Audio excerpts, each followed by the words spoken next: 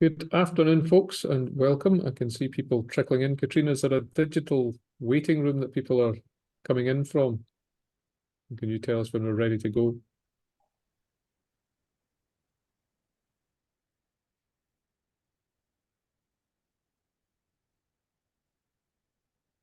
We have 14 attendees now. We're waiting for some other 10 or so. Okay, great. Right, well, we'll just give it another 30 seconds or so in case anyone is joining us from something else that's overrunning by a minute or two, and then we'll make a start. And thank you for your patience, colleagues who've joined on time.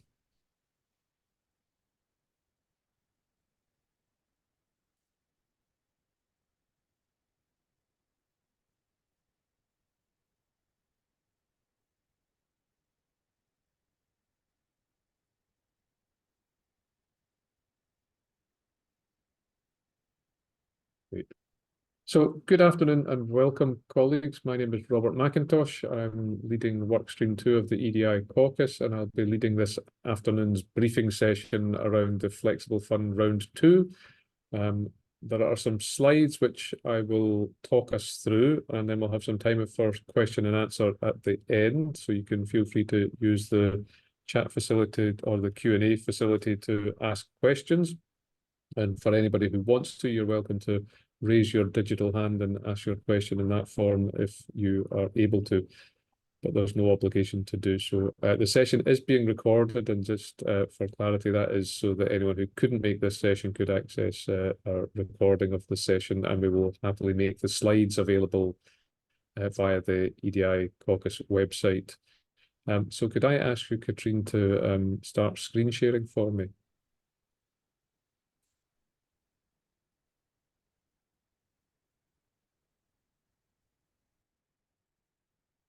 Very much. And can we put that into present mode to maximize what we can see of the slides?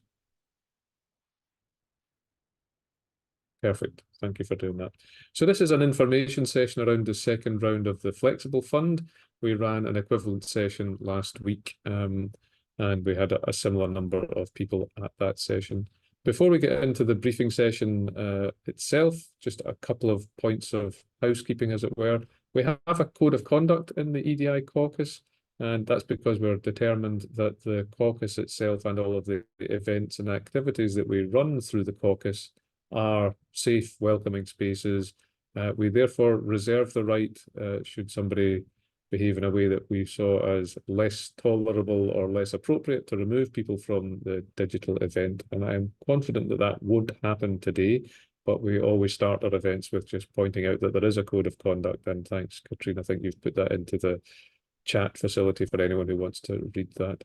There is a Q&A function. This is a slightly different version of Zoom than just a regular meeting. So there is a Q&A function where you can log questions and we can then track which ones have been answered. And I'll do that at the end. But if for some reason you get confused and stick something into the chat, we will also answer questions there. We will plan to circulate any questions that are asked and answers that are given in the form of sort of updated FAQs after this session and last week's session, because there's some time between now and the eventual submission of full applications for Flexible Fund Round 2 proposals, and so people might want to reflect on it and read that particularly if they didn't make it to one of these sessions. And if you need to, you can activate closed captions by clicking on the three dots at the bottom of your Zoom screen and selecting that as an option. As far as I am aware, my dulcet Scottish accent comes across okay in closed captioning, so hopefully that will work for you. But if for some reason that is problematic, please do also feel free to say. And could we go on to the next slide now, Katrine? So the agenda for this afternoon will just very briefly set out who we are in the caucus and what the caucus is all about. I'm sure that will be familiar to many of you on the call, but just to make sure we all start on the same page, we'll do that. We'll talk a little bit about the Flexible Fund and why it is there and how it is going to be used. Then we'll talk specifically about the call that you're interested in, round 2, as we're calling it, associated with workstream 2, set out a little bit about the application process, and try to reserve lots of time at the end for questions and answers, because I guess that is probably the most valuable part of the process.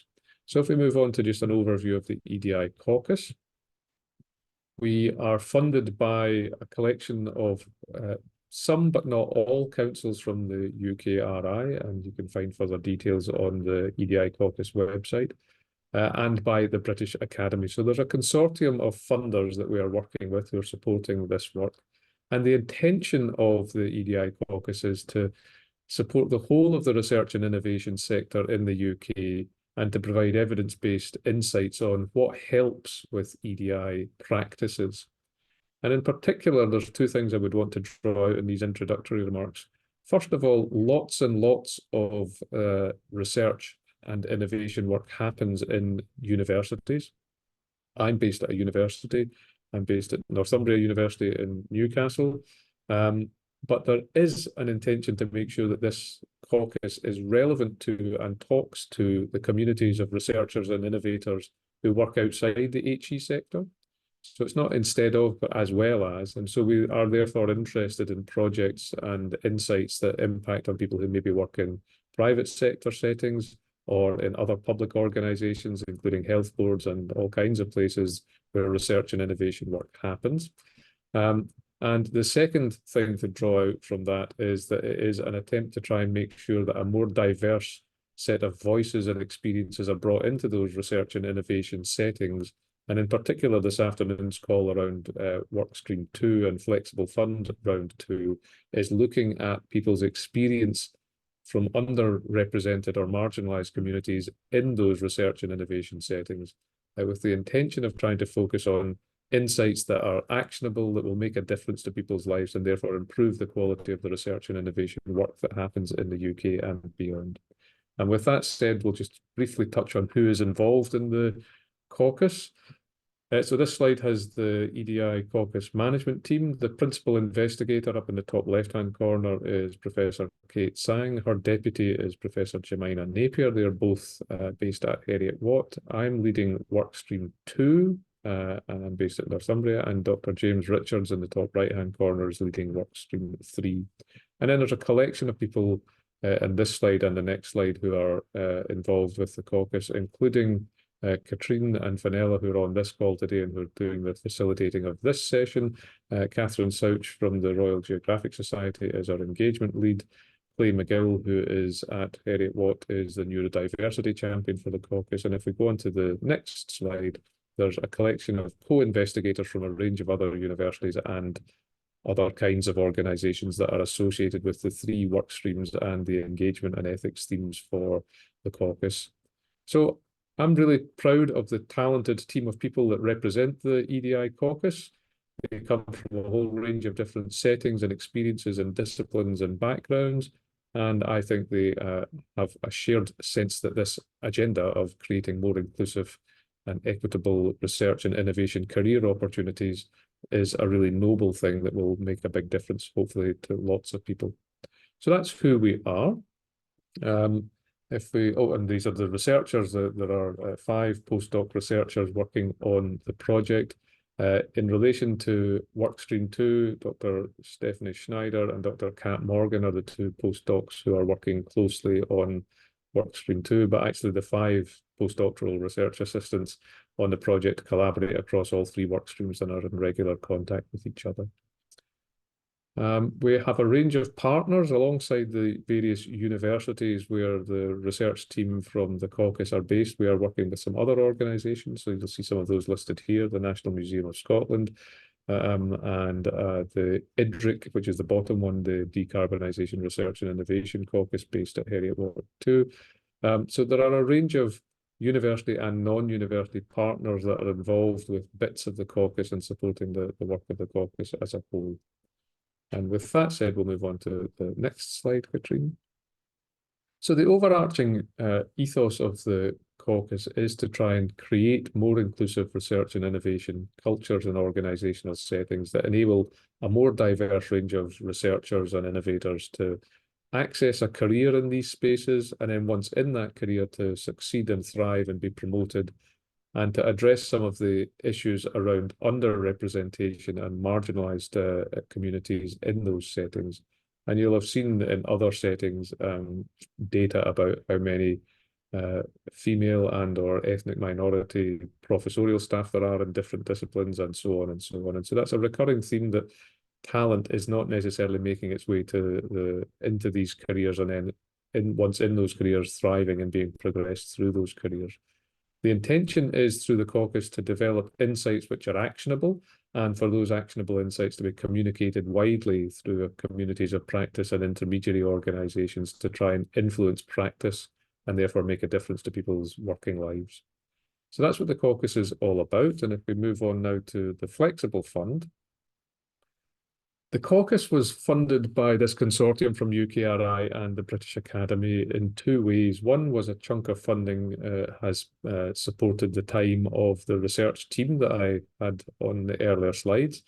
But secondly, they have adopted this sort of network plus model, which is called the Flexible Fund in this setting, where £1 million of resource has been set aside for the caucus to commission research from others not currently in the caucus over a 3-year cycle.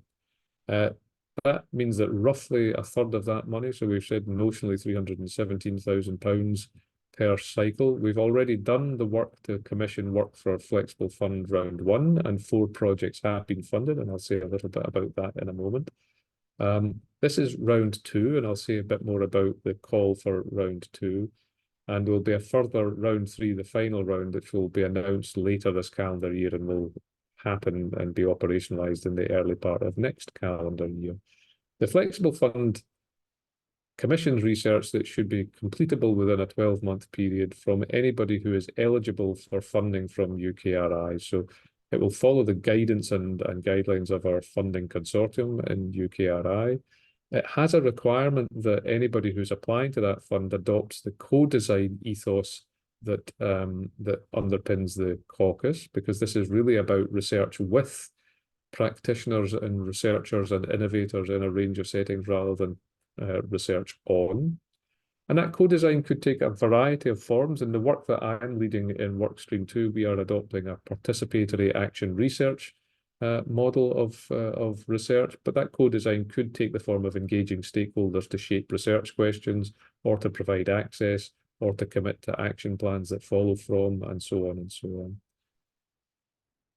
Our intention is to try and ensure that the research that we commission through the Flexible Fund is led by marginalised researchers. And I'll just reflect for a moment on what happened in Flexible Fund Round 1 and how we've responded to that experience in Flexible Fund Round 2. Some of the projects that we reviewed as proposals in Flexible Fund Round 1 were, in some cases, continuation of prior studies that had already been started, that were led by eminent academics with a very long-standing reputation in a particular field, and where their research was to try and support the experience of marginalised or underrepresented communities. And as a reaction to that experience in the first round of this Flexible Fund, we wanted to try and shift the emphasis or locus of that conversation to a place where more of the proposals that we saw were being led by people with marginalised or underrepresented experiences, and that those people might be supported by established investigator. So if you think about that language around principal investigator and co-investigator, it isn't a hard and fast rule, but our preference, I think, would be to see that the principal investigators might be an underrepresented or marginalised researcher who may be chronologically earlier in their career or with less or no experience of leading such projects, but that they could be supported by established researchers or innovators who've, at a further advanced stage in their career, able to guide the work. And the intention, therefore, is to try and give the opportunity to people who are often excluded from those opportunities, either overtly or implicitly. And the focus in the Flexible Fund, as I said earlier, is really to provide impactful work which provides actionable insights that can change practice in the workplace, bring forward new evidence sets, bring forward new data sets, and make change happen. So if we move on to the next slide, Katrine. In Round 2, the reason I guess that you're on this call is that you were one of the 63, I think it was, expressions of interest that we received, Katrine. And we had a mandatory expression of interest process for a very particular reason. First of all, we wanted to ensure that we could recruit a group of reviewers to engage in the evaluation process, and we needed to calibrate how many we had for that. And secondly, applying for research funds to any process is a time-consuming and difficult and challenging process for all of us. And so we wanted to create a very short initial dialogue between this is the thing I'm thinking about and some feedback from within the caucus. So everybody who applied through that expression of interest, all 63 of those, have now had some summary feedback from the caucus, where applications were looked at by a couple of people. There were really only very small number of cases, I think only one or two really, where the expression of interest was not at all aligned with the principles of the caucus or the focus of workstream 2, and that feedback has been given. And for the vast majority of cases, there was a bit of a gentle steer about what you might want to think about. And I can say more about that in the question and answer. But workstream 2 is particularly focusing on the ways in which EDI issues play out in settings where academic judgment is being used to evaluate research bids or proposals for publications or peer-reviewed publications. And it is intended, therefore, to bring forward a set of insights that will enhance the diversity literacy of researchers and innovators in the sector. So we're interested in research proposals that explore a diverse set of voices, ideas, experiences in research and innovation settings. And we're particularly focused on the experience of applying for, then evaluating bids for funding and allocating that funding in a competitive process, or allocating the privileged opportunity of, for example, leading or co-editing or guest editing a special issue on an emerging topic in a prestigious journal outlet, for example. Projects have to be executable in a 12-month period, and the size of the awards that we will make will be varied and led by the proposals. But just as an observation again from Flexible Fund Round 1, we received a number of proposals, some of which were of such monetary value that if we funded one or two of those, that would take up the whole of the 300 or so thousand pounds we had available. And our intention is that we would like to fund a collection of projects. We've deliberately resisted the temptation to set a maximum or minimum threshold for that resource because we want to allow some flexibility. But as a steer, if your proposal was for £316,000, that would mean that we could fund one proposal and spend £1,000 on something else. Equally, we don't intend to fund 317 projects at £1,000 each. And so there's some sense in which we are trying to communicate with you, the proposers or the bidding teams, some sense of realism about needing to have enough resource to do the work effectively and be well resourced. But also recognizing that we do want to fund a collection of projects that make a contribution in this area rather than one or two projects. And so again, that might come up in the Q&A. If we move on to the next slide, there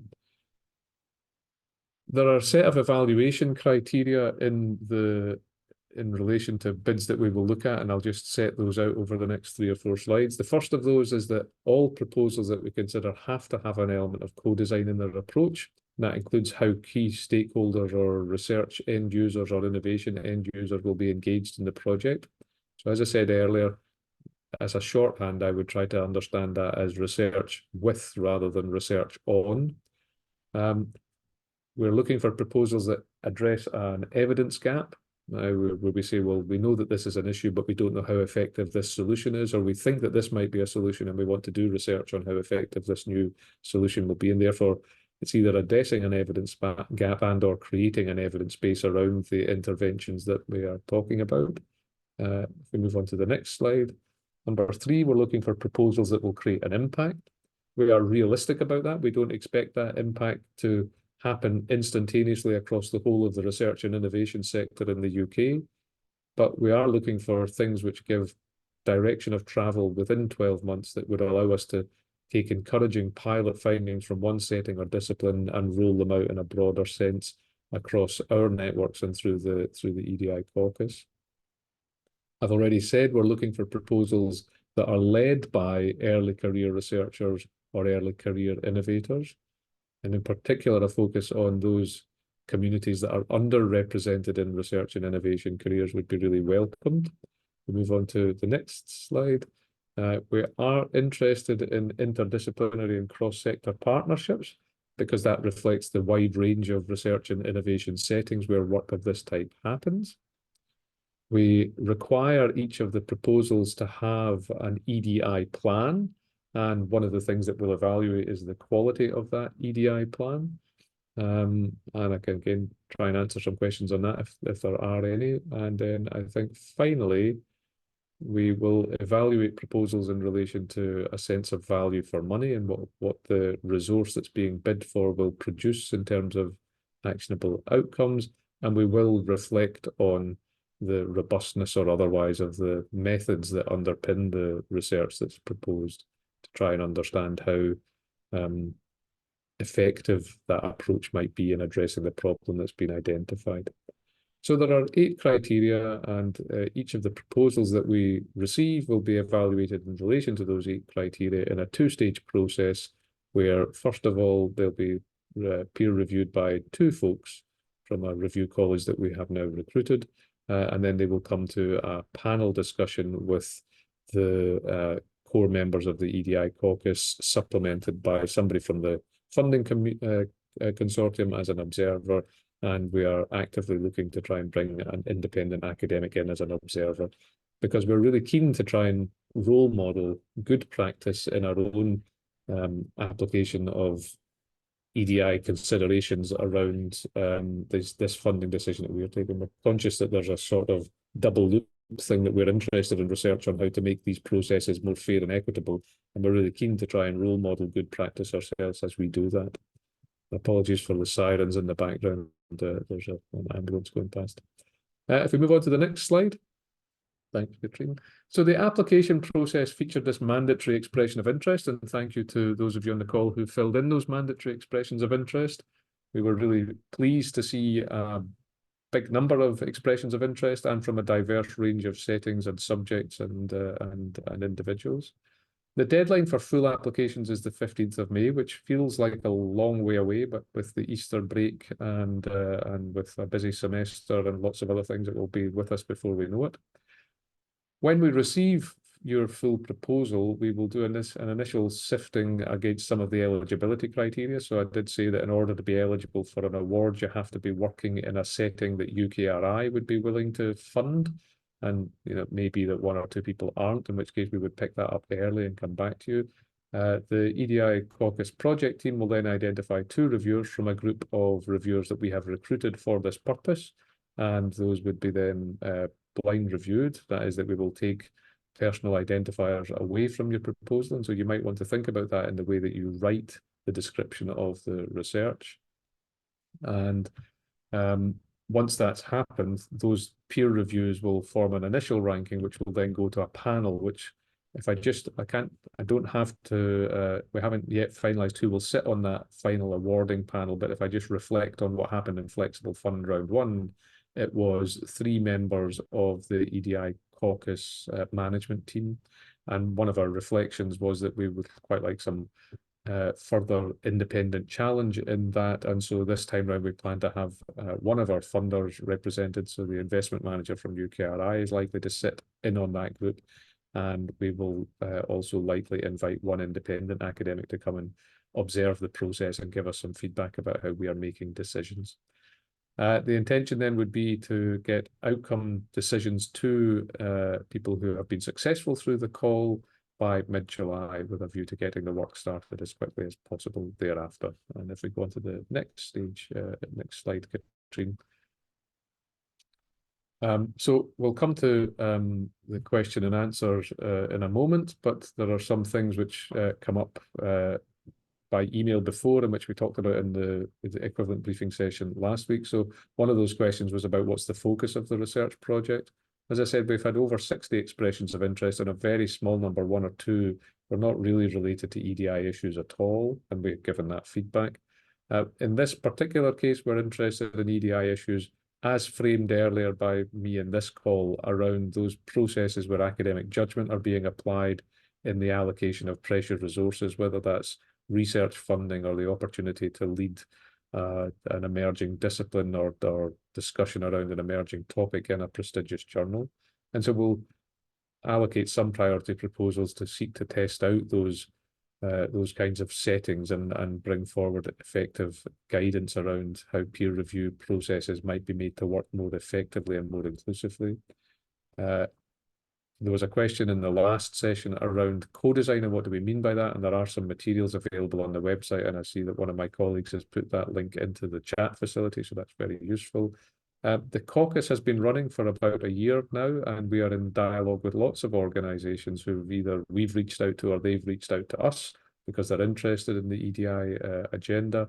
And so when we're talking about co-design, and in particular in a context where we're talking about co-design led by underrepresented or marginalised researchers or innovators, we are conscious that that might mean that you think, I actually don't know anybody influential in this space who might be a research partner who could engage with us with co-design.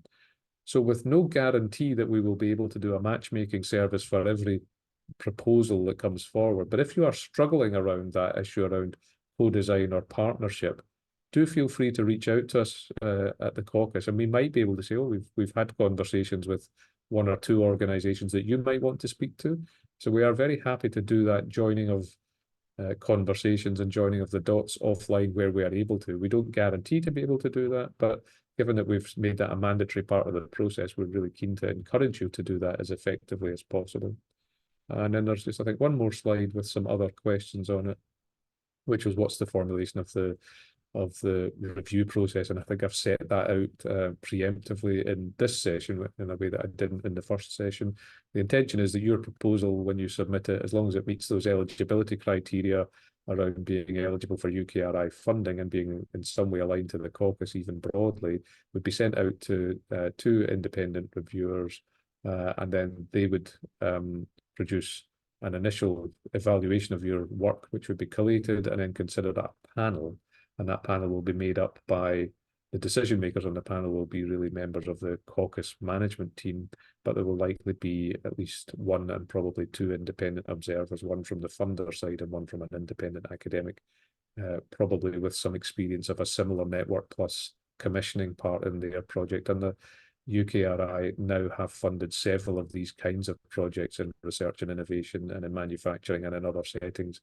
It's a really good idea from our perspective to bring some people into that setting to just observe how we're getting on and to give us some feedback. And our full intention would be to use that feedback to guide a subsequent conversation about what we do in terms of arranging and managing Flexible Fund Round 3 later this calendar year.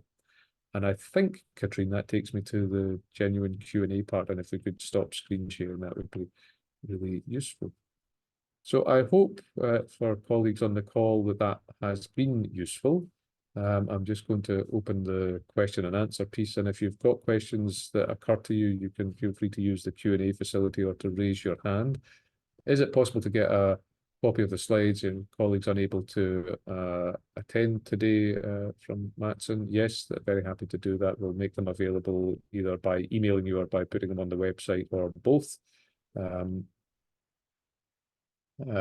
Could you get an example of EDI subject areas that have been accepted previously and how much funding they received? Now, Katrine or Fenella might know off the top of their head, and I don't have it in front of me, what the maximum and minimum amounts of research funding awarded through round 1 was. There were 4 projects, but I can't really remember the order of magnitude of the resource that they required. So maybe one of you could see if you can find that in response to Alexa's question.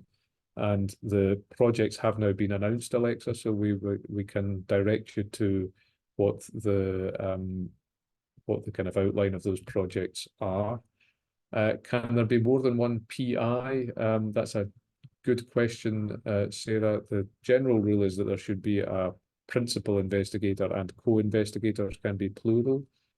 So my suggestion, rather than giving a hard and fast rule, is come back to us offline as you're shaping your proposal with what you're trying to do and why, and we'll do our best to be as creative and thoughtful about that in terms of what you should do to fill that in.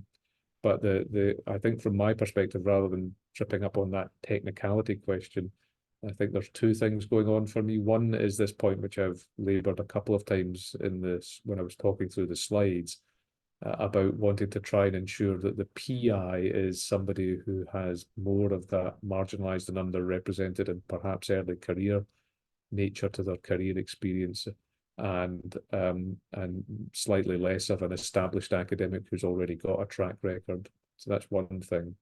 And then the second thing that I would say is whether you're labelled in the project as a PI or a co-I, what's more important from my perspective is that there is a really clear narrative for you in other processes about what your contribution to the project was, and if you're successful and get funding, what you did in that project in order to deliver benefits and insights, and therefore everybody is getting credit for the work that they've done. Now that might be achievable by having more than one PI. Equally, it might be that you have one PI and lots of co-Is, but that the co-Is have named responsibilities and are clear about their contribution to the process. Katerina, does research have to be on action itself, i.e. equivalent of an RCT? I'm not quite sure what you mean by RCT, or can it be on the problem details so that future actions can best be targeted?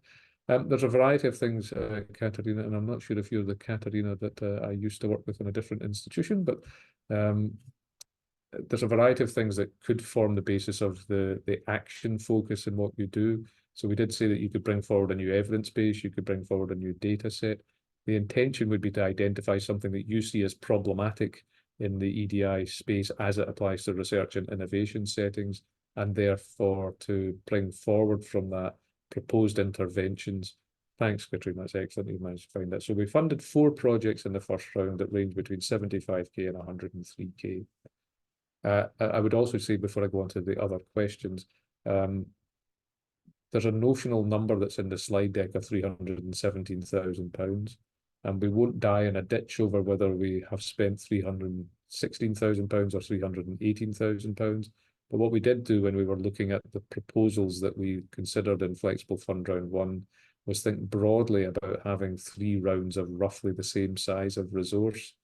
And so depending on what happens as we patch together the proposals in round 1 and the proposals that we are about to receive in round 2, we do definitely want to make sure we've kept enough resource for an adequate provision in round 3. But if it came to a marginal decision where we were going to spend a small amount over or under that notional third, we'd be quite happy to do that. So I hope that that helps. And Katerina, thank you for reminding me that RCT is randomised controlled trial.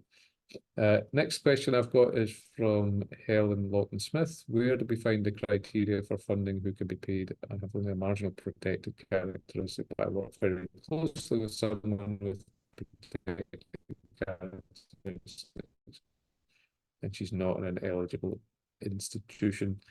We have reasons in which people could be kind of contracted in to do things on a sort of consultancy or hourly rate basis. Again, rather than using this conversation to explore the technicalities of that, I would suggest that you come to us proactively well in advance of that May deadline for full submissions to think through what is possible, and where I or colleagues in the Caucus don't know the answer to that, we will go and check with the funding consortium to check what they would do. And we're in a really active dialogue with our colleagues in UKRI, and there is a real desire to try and be as creative and flexible as possible about delivering on the intention to enable marginalised and underrepresented researchers to do good work through the Flexible Fund. So I hope that that gives you a sense that we are alive to that issue, Ellen, and you might want to come back to us with a specific question.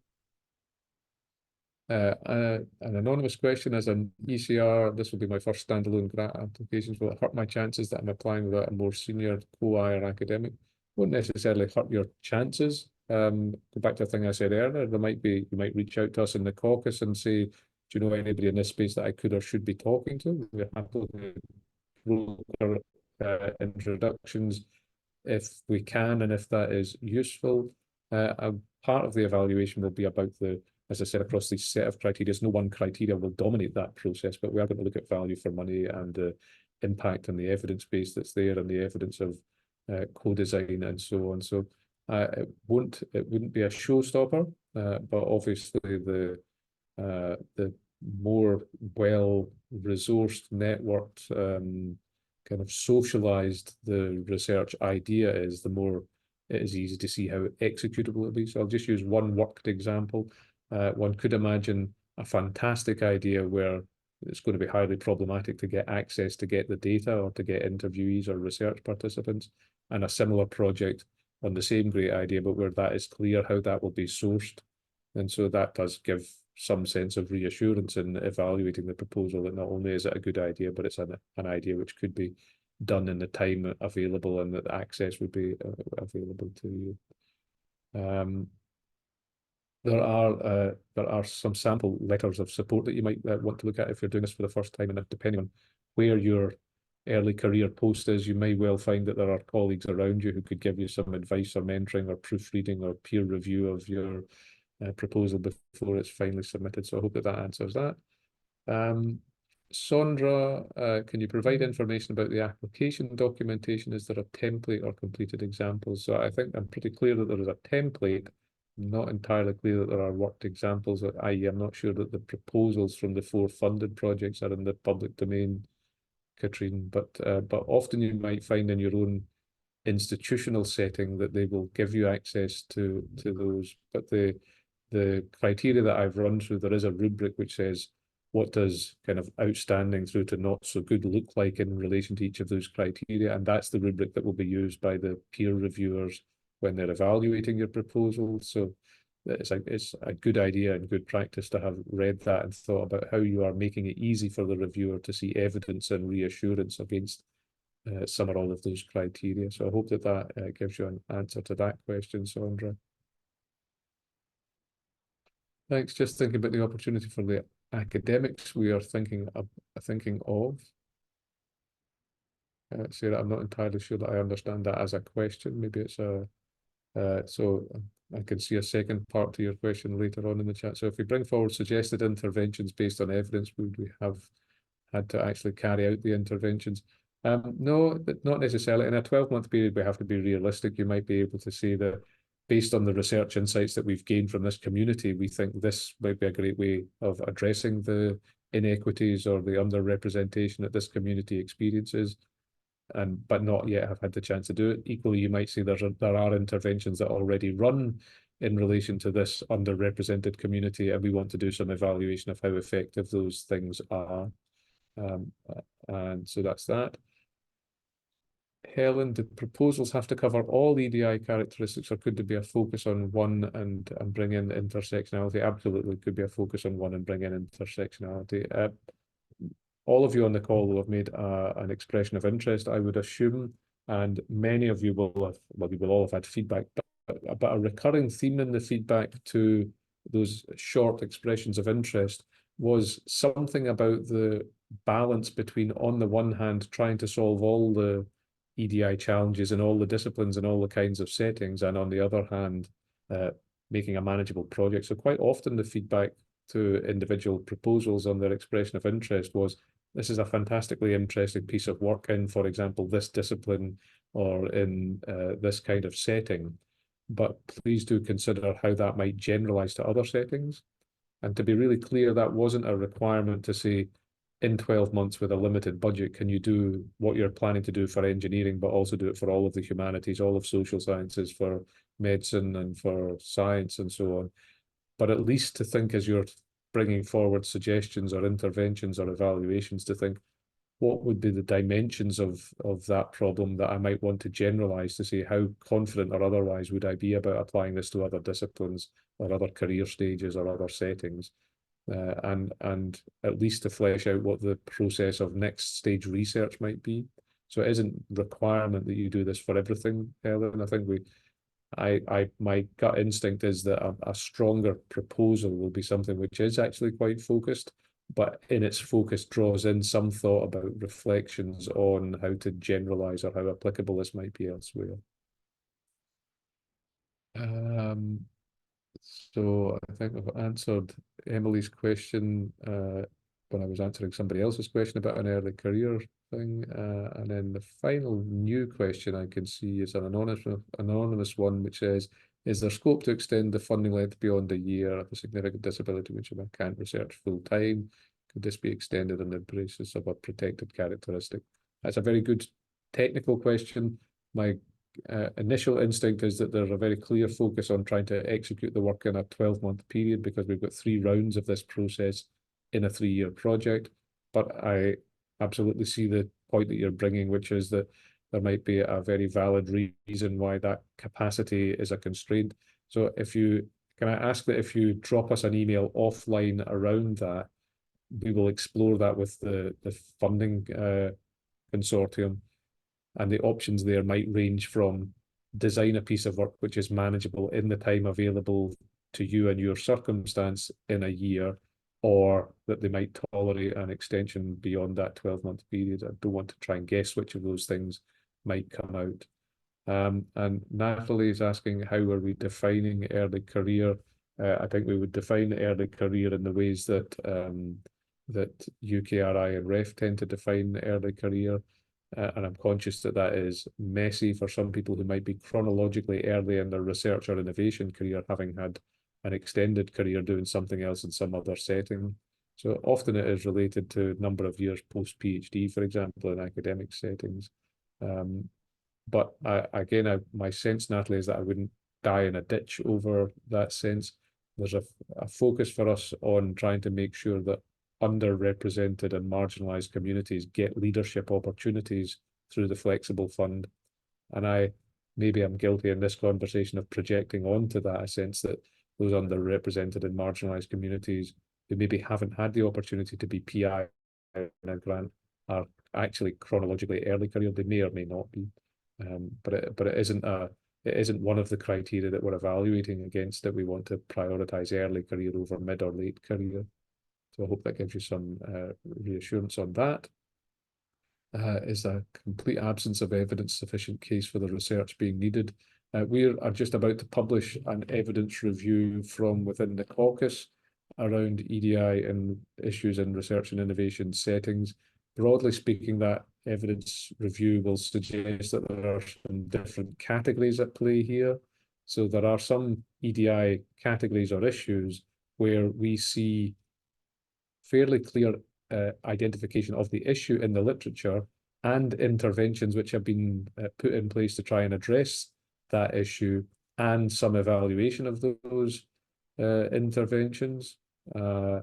We see a second category where there's a clear identification of an issue or a dynamic, but relatively early stage thinking about interventions, and therefore no evidence of whether those interventions work effectively or not. And a third category where we might reasonably expect to have seen some coverage of an EDI issue, but in fact it's absent in the literature. So we'd be very interested in projects in all 3 of those categories. But where you're saying there isn't an evidence base around this particular dynamic or characteristic or EDI challenge, you'd want to see a compelling case that lands the point that there should be some work in that space. And so by the time that the May deadline has happened, I'm confident that the evidence review from the Caucus will be in the public domain, and you could access that via the website, and that might naturally be one of the things that you wanted to reflect on as you were preparing your proposal. And I think, Katrine, that takes me through all of the questions that have been submitted through the Q&A. I have seen the chat thing flashing up, so I'm just going to check if there are any other questions are there any questions, Katrine or Fenella, that you can see that's not been addressed that are in the chat facility? I can only see one from Helen, and I think I did answer that in the Q&A chat as well.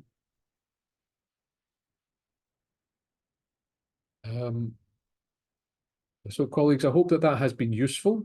I would regard this as a briefing session, but not a definitive and final opportunity to have such a set of interactions. The call for proposals doesn't close until May. And yes, Sandra, we can share a link to the application form with you, definitely. The call doesn't close until May. That is a little while away. It may well be that in the weeks ahead, a question occurs to you about whether to do A or B in relation to your proposal. And we will do our best to be responsive and supportive in answering those. That there is clearly a competitive process, and we don't want to privilege that by telling one set of people one thing and not telling that to others. So we will continue to update the FAQs on the website as we get questions that we think that's a good question. Let's make that answer available to everybody. But I hope that you found this useful. I hope that it's given you a little bit of an insight into the evaluation process, which I guess would have been news to you. And if there are no further questions, Robert, yeah, I'm going to do my thing and say we have a seminar that we are hosting on peer review bias. It's part 1 of 2-part series out of this particular work stream. And it will be on the 23rd of April at 11 o'clock in the morning. I'll put a link to it there if you would like to share it with your network. And if you'd like to register, we will also record it and publish it on our website. But we've got Kat Morgan, who's one of the postdocs who is working on this report that Robert's been talking about. By then, also, it should be open to the public. And we've also got Dr. Ruby Zelzer, Professor Mustafa Osbilgan, and Dr. Emily Kuhn-Bisson, who will all be speaking to bias in the funding process. Part 2 is going to be scheduled in May. We're still working on the exact time and date because one of the participants is from Australia, talking about an element of anonymization in how some equipment was allocated and how it actually ended up boosting early career researchers' access to this equipment. And we've also got some funders who will be talking about anonymization as well as randomization and other sort of mitigation techniques. So those are 2 coming up. So if you would like to share those. And if you haven't subscribed to our network, we always appreciate the boost that get from people sharing our calls for participation. Yeah, thanks, Fenella. So in shameless advertising mode, we would really encourage you to register with us for the newsletter and on the Caucus website anyway. We are now running a seminar series, and there'll be a whole series of those things over the next 2 years.